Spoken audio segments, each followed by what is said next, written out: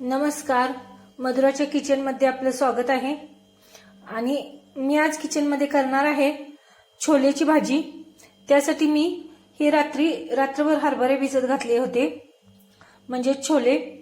आणि आता हे छोले मी कुकरमध्ये शिजवून घेणार आहे, 2 शिट्ट्या करून घेणार आहे। आता या छोल्यांच्या मधलं हे बघा, हे मी पाणी काढून घेत आहे आणि हे छोले आता कुकरमध्ये शिजण्यासाठी टाकत आहे।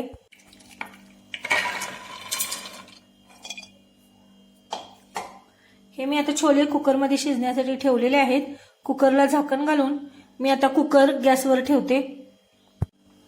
छोले शिजतानाच याच्यामध्ये आता अर्धा चमचा मीठ टाकते आणि त्यानंतर अर्धा ग्लास पाणी ओतते आणि कुकरला झाकण घालून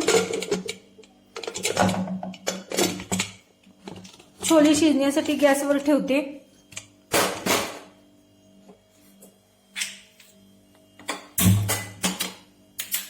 आणि 2 शिट्ट्या काढून घेते।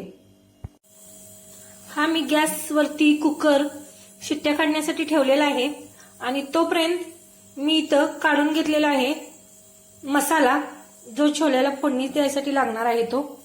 2 कांदे कापून घेतलेत मध्यम आकाराचे, खोबरे चिरून घेतले आणि 1 टोमॅटो छोटा चिरून घेतलेला आहे। तिखट, गरम मसाला आणि आले, लसूण आणि जिरे, कोथिंबीर हे काढून घेतलेले आहे। आता मी आले, लसूण, कोथिंबीर आणि खोबरे, जिरे हे मिक्सरला बारीक करून घेते आणि कुकरला शिट्टी झाल्यानंतर 3 शिट्ट्या झालेल्या आहेत। आता मी कुकर उतरून खाली ठेवते, गॅस बंद करते।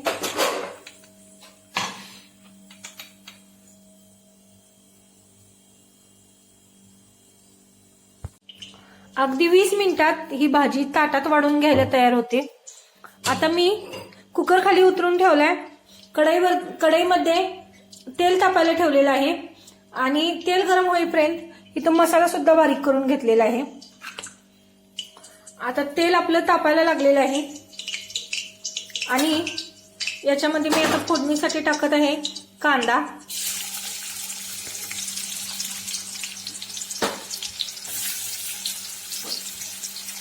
आणि कांदा तांबूस रंगावरती एकदम मऊ असा भाजल्यानंतर त्याच्यामध्ये मी टाकणार आहे टोमॅटो।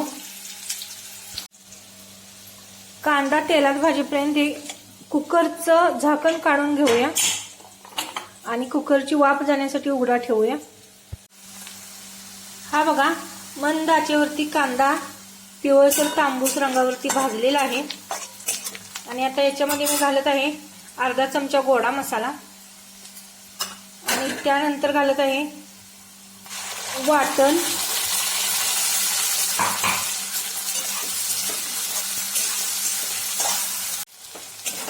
हा आता ओला मसाल्याचं वाटण हे सुंदर असं भाजलेलं आहे आणि त्याच्यामध्ये मी घालते आहे आता टोमॅटो।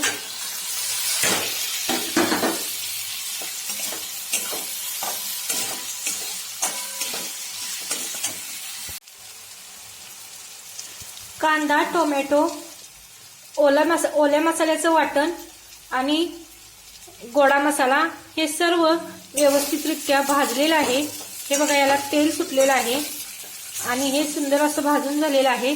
आणि आता हे भाजल्यानंतर याच्यामध्ये मी घालते चटणी, म्हणजेच लाल तिखट।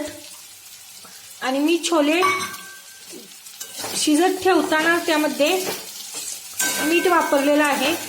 तुम्ही तुमच्या आवडीनुसार मीठ हवं असल्यास घालू शकता। मी आता याच्यामध्ये मीठ घालण्याची मला गरज नाही, त्यामुळे मी आता डायरेक्ट याच्यामध्ये छोले ओतणार आहे।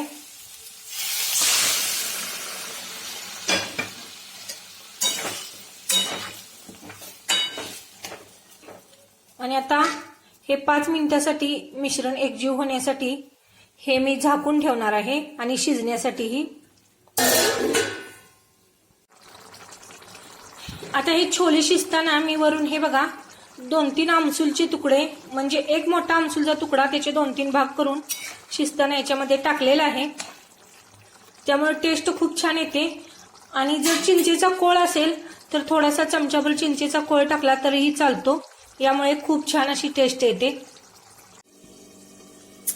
मी आता कुकरला 3 शिट्ट्या करून मसाल्यामध्ये फोडणीला घातलेली ही छोले भाजी 10 मिनिट झाकून ठेवली होती. आता त्याच्यावरचे मी ताट काढते. ही बघा सुंदर अशी छोल्यांची भाजी तयार झालेली आहे. थपथपीत आणि रसरशीत चपाती भाकरी बरोबरही चालते, कशा बरोबरही खाऊ शकता तुम्ही आणि भाताबरोबरही खाऊ शकता. अशी ही भाजी खाण्यासाठी तयार झालेली आहे.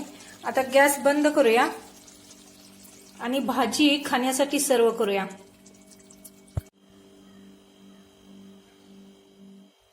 ही भाजी आता खाण्यासाठी मी सर्व केलेली आहे.